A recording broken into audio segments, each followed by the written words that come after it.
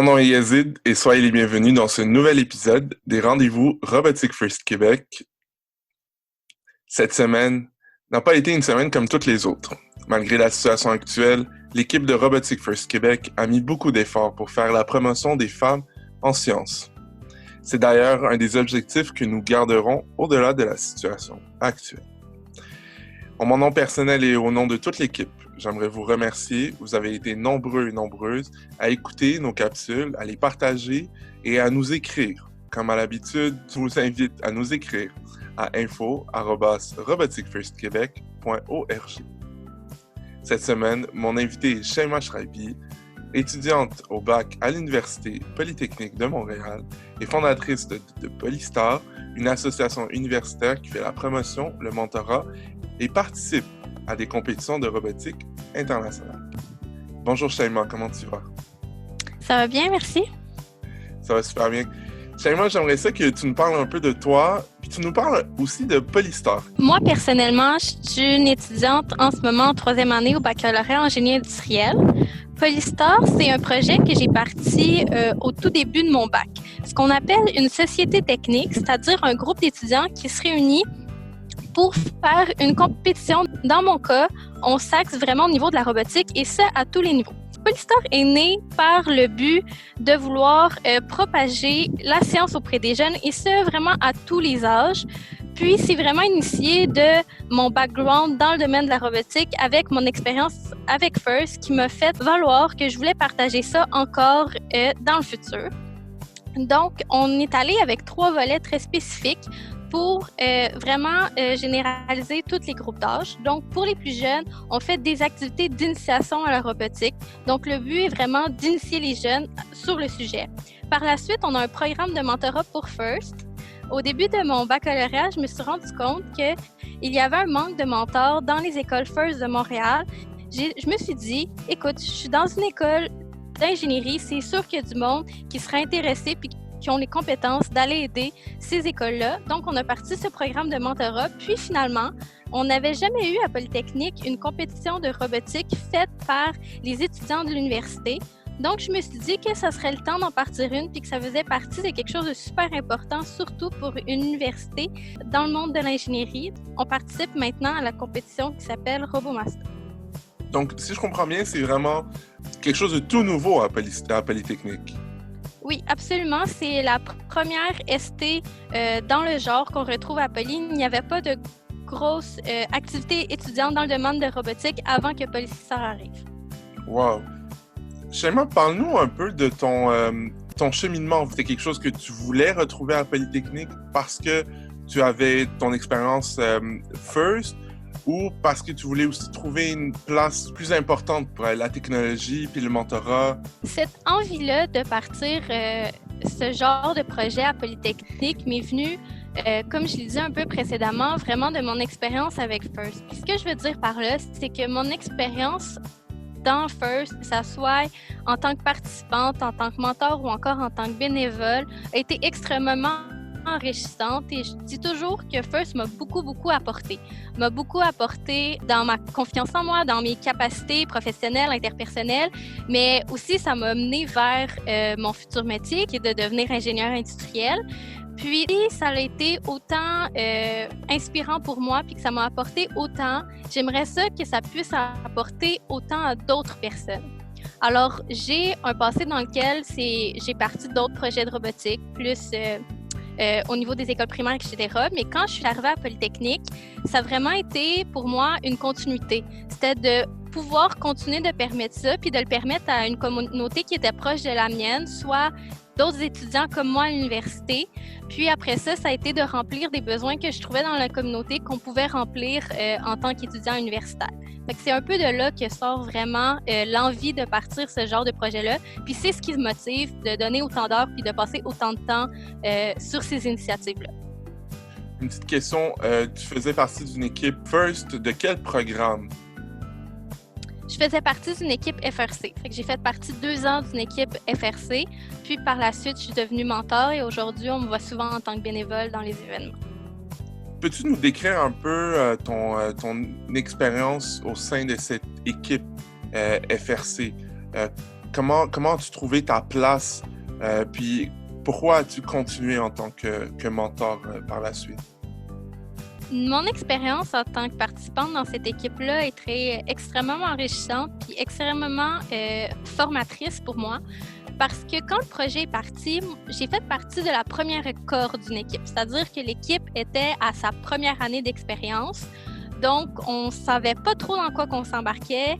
Les profs nous vendaient le projet, puis on était comme « OK, de la robotique, j'ai jamais pensé faire partie d'une équipe de robotique. » C'est pas quelque chose qui te vient à l'esprit super facilement au secondaire de dire « OK, on va faire partie d'une équipe qui va construire un robot puis qui va compétitionner. » Puis, ça a été de s'embarquer là-dedans malgré tous les points d'interrogation, puis d'accomplir une tonne de nouvelles choses qu'on pensait jamais faire avant. Puis c'est vraiment ça qui ressort le plus de mon expérience puis qui m'a plus fait motiver avant.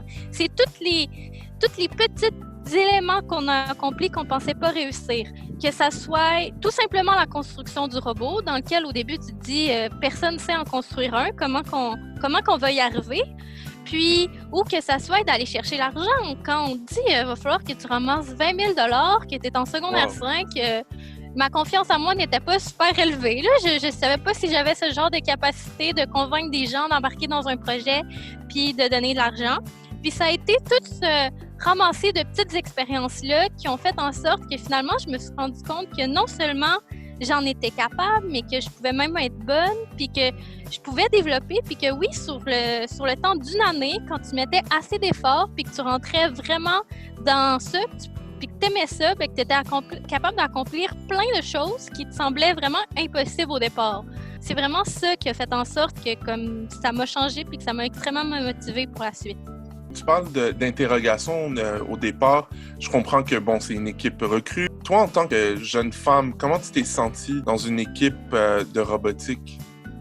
Je vais t'avouer qu'au début, j'étais beaucoup dans le côté marketing, puis je pense que c'est parce que c'est ça qui attire le plus les filles au début, parce qu'on a l'impression un peu que c'est là qu'on pourrait être bonne.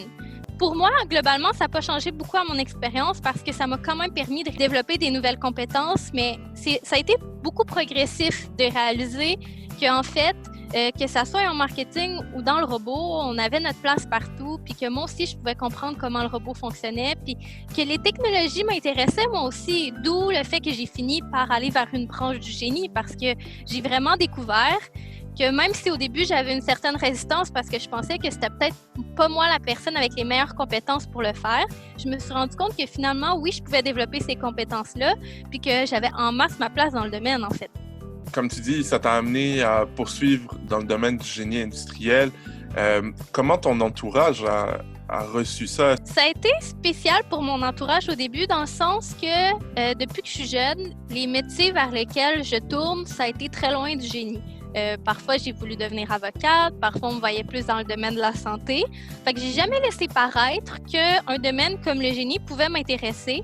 Donc, ça a été franchement une surprise au début, parce que ça paraissait pas tout à fait naturel que je m'en aille vers ce domaine-là. Mais ce qui est le fun aujourd'hui, c'est que tout mon entourage, maintenant, après tout ce que j'ai fait, tout ce que j'ai réalisé, puis maintenant qu'ils me voient dans mes études, etc., tout le monde se rend compte que je suis en masse à ma place, puis qu'en fait, c'était le domaine qui était fait pour moi. Mais c'est vrai qu'au début, ça a causé une petite surprise, puis que ça continue à en causer quand tu rencontres quelqu'un d'inconnu, puis que tu es une fille, puis tu lui dis, ben, ouais, je suis en génie. Il y a tout le temps un petit, ah, OK, c'est intéressant, ou comme, est-ce que tu trouves ça difficile? Mais on finit par s'adapter, puis quand les gens apprennent à te connaître, puis savent qui tu es puis pourquoi tu le fais, bien, ils se rendent compte que finalement, tu es tout à fait à ta place dans le domaine. Je pense qu'il y a 2 points. Il y a le point dans lequel on doit rendre ça plus normal dans un jeune âge de s'intéresser pour les jeunes filles à des choses qu'on associe plutôt aux garçons.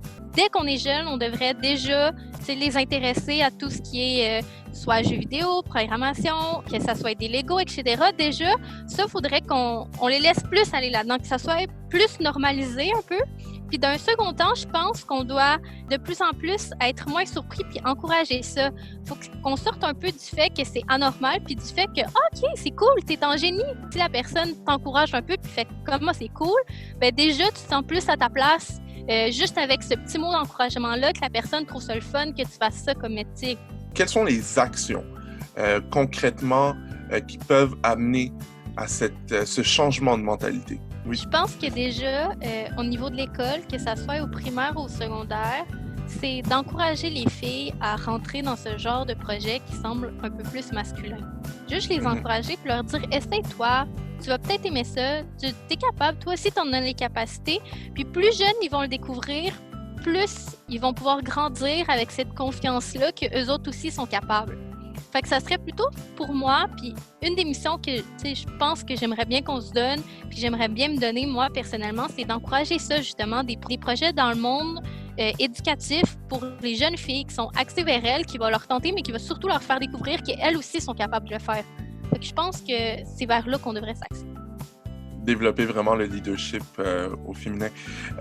Shaima, pour finir un peu, j'aimerais ça que tu formules peut-être un mot d'encouragement pour une jeune fille qui se pose des questions sur la profession de génie. Je lui dirais que dans la vie, quand on aime quelque chose, puis qu'on pense que c'est quelque chose qui pourrait nous intéresser, qu'il faut foncer, puis qu'on a en masse notre place, puis tu vas le découvrir quand tu vas l'appliquer, puis quand tu vas aimer ça, ça va te paraître tout à fait naturel, rendu là, puis il ne faut pas qu'on laisse soit des préjugés ou quelque chose qu'on pense qu'on n'est pas capable de faire nous arrêter, parce qu'en fait, on est capable de faire tout ce qu'on veut.